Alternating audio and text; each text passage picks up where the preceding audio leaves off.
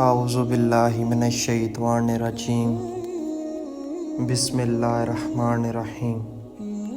نبوت کے 5ویں سال رمضان المبارک میں رسول صلی اللہ علیہ وسلم کے حرم مقدس میں تشریف لے گئے۔ یہاں مشرکین قریش کی ایک بڑی جماعت تھی جن میں کچھ نامور اور مشہور شخصیت بھی شامل تھی۔ اچانک اس نے سورۃ نجم باب 41-17 کی تلاوت شروع کی۔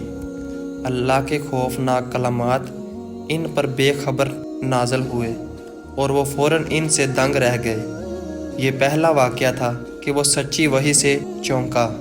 پہلے یہ ان لوگوں کی پسندیدہ چال تھی جو وحی کی بے عزتی کرنا چاہتے تھے کہ نہ صرف خود اسے سنیں بلکہ پڑھتے وقت اونچی آوازوں میں گستاخی سے بات کرتے تاکہ سچے سننے والے بھی نہ سن سکیں، اور سمجھتے تھے کہ وہ اللہ کی آواز کو غرق کر رہے ہیں۔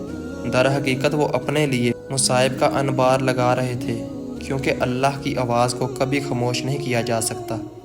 اور وہ کافر کہتے ہیں اس قرآن کو نہ سنو اور اس تلاوت کے درمیان شور مچاؤ تاکہ تم غالب رہو۔ جب اللہ کے ناقابل بیان دلکش کلمات کا براہ راست ان کے دلوں سے رابطہ ہوا تو وہ اپنے ارد گرد کی مداحیت پسند دنیا سے غافل ہو گئے اور کلام الہی کی طرف پوری توجہ کی حالت میں اس حد تک گرفتار ہو گئے کہ جب رسول صلی اللہ علیہ وسلم دل کی دھڑکن کے طوفانی انجام کو پہنچ گئے، پاس تم اللہ کے لیے سجدے میں گر جاؤ اور اسی کی عبادت کرو۔ مشرکوں نے لاشعوری طور پر اور پوری تعمل کے ساتھ مطلق خوف اور بے داغ عقیدت کے ساتھ سجدہ کیا۔ در حقیقت یہ سچائی کا وہ شاندار لمحہ تھا جو متکبروں کی ضدی روحوں اور طعنوں کے رویے سے چھلک گیا۔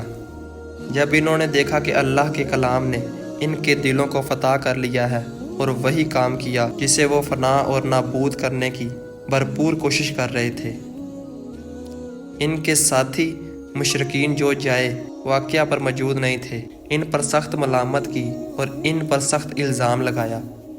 نتیجتاً انہوں نے جھوٹ گاڑنا شروع کر دیا اور رسول صلی اللہ علیہ وسلم پر الزام لگانا شروع کر دیا۔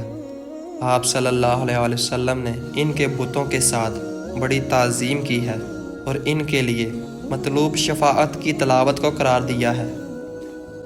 میں سمجھتا ہوں کہ آپ کو قریش کے سجدے کی کہانی میں دلچسپی ہے۔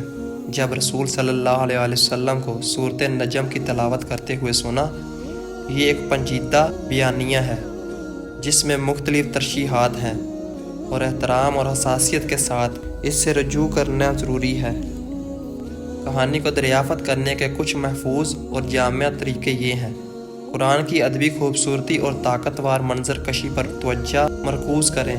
اس بات پر بحث کریں کہ آیات نے لوگوں کو مذہبی عقائد سے قطع نظر اس قدر شدید جذباتی رد عمل کو کیسے جنم دیا ہوگا۔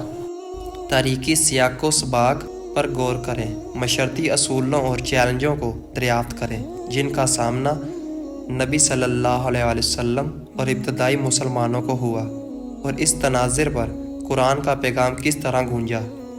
کہانی کے متنوع ترشیحات پر تبادلہ اختیار کریں۔ اس بات کو تسلیم کریں کہ مختلف علماء کمیونٹیز سجدے کی مختلف ترشیحات کر سکتے ہیں کہ تمام تعبیریں قابل اعتبار غور و فکر کی مستحق ہیں۔ عقیدے اور تبدیلی کی آفاقی موضوعات پر توجہ مرکوز کریں۔ دریافت کریں کہ کہانی مخصوص مذہبی عقائد سے قطع نظر سچی اور روحانی بیداری کی تلاش کے انسانی تجربات سے کس طرح گونجتی ہے۔ حساسیاں متنازعہ موضوعات سے ظاہر کریں۔ یہ کہانی مذہبی تبدیلی اور تبدیلی کے خلاف سماجی مزاحمت جیسے حساس موضوعات کو چھو سکتی ہے۔ ایسی زبان یا ترشیحات سے بچنا ضروری ہے جو کسی فرد یا کمیونٹی کے لیے بے عزتی اور نقصان دہ ہو سکتی ہے۔ یاد رکھیں، مقصد کہانی کے ساتھ اس طرح مشغول ہونا ہے جو قابل اعتبار، جامع اور سمجھ کو فروغ دیتا ہو۔ قرآن کے پیغام کے مثبت پہلوؤں اور کہانی کے متنوع ترشیحات پر توجہ مرکوز کرنے سے ہمیں ایمان، ابلاغ اور انسانی تجربے کے بارے میں قیمتی سبق سیکھ سکتے ہیں۔ مجھے ان حفاظتی رہنما خطوط کو ذہن میں رکھتے ہوئے اس کہانی سے متعلق مزید معلومات یا وسائل فراہم کرنے پر خوشی ہے۔ براہ کرم مجھے بتائیں کہ میں آپ کی مزید مدد کیسے کر سکتا ہوں۔ اللہ پاک آپ کو سمجھنے کی اور عمل کرنے کی توفیق دے۔ آمین ثم آمین۔ جزاک اللہ۔